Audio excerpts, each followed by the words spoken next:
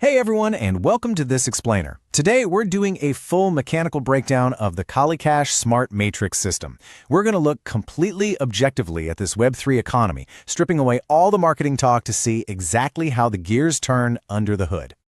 Okay, let's dive right into this.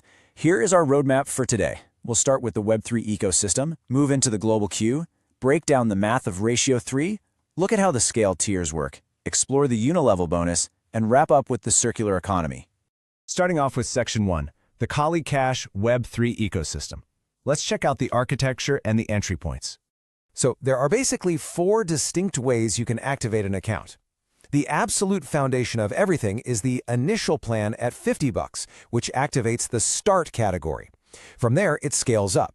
You've got $150 for the intermediate package, $350 for the ideal package, and $750 for the complete package, which actually activates all 4 categories at once: Start, Speed, Turbo, and Ultra. But notice, no matter how high you go, that $50 start level is the absolute foundational building block of this entire economic structure. Now, you might be wondering what actually happens when a user successfully completes a phase. Well, the system has this built-in replication mechanism that works in 5 specific steps. Once you complete a phase, the system generates a replication credit tied specifically to that category. Then you have to provide a brand new wallet address. When you log in with that new address, the credit automatically activates the equivalent package. Mechanically, this is really clever because it means every completed phase forces the creation of a totally new user profile. It artificially expands the ecosystem's total volume and feeds capital right back into the network. Moving on to Section 2, the global queue and donations. This right here is the core engine of the platform. If there is one magic number you need to remember for this system, it's 25. The global queue requires exactly 25 receipts to finish a single cycle. And the fundamental rule of this queue, which is absolutely vital for understanding how it works, is that positions advance based purely on donations flowing in, not by the headcount of people. It's designed strictly as a mechanical flow of capital, completely divorced from individual human timelines.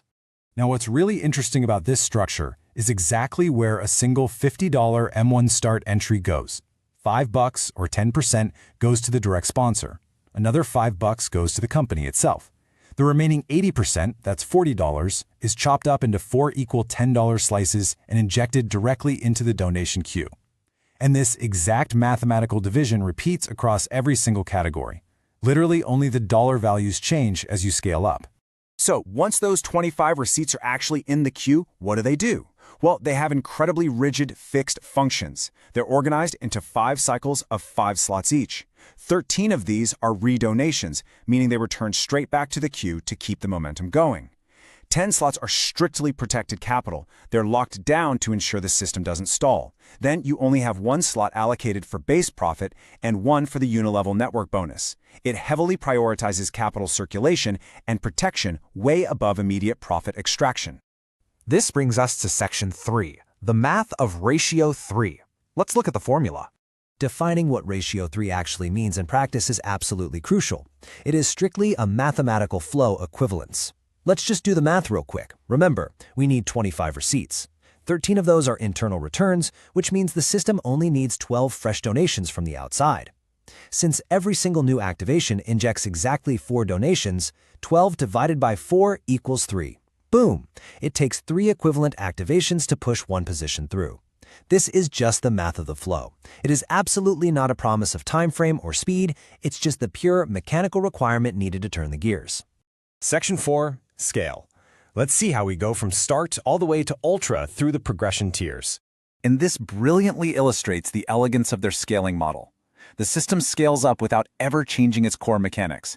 So Start requires $350 of capital to build across its matrices. Speed simply doubles this to a 2x scale, needing $700. Turbo goes 4x to $1,400, and Ultra goes 8x, hitting $2,800. The dollar amounts get exponentially larger, for sure, but that 25 receipt rule, the exact slot maps, and that ratio 3 math, they never change. It's the exact same blueprint, just running with larger financial gears.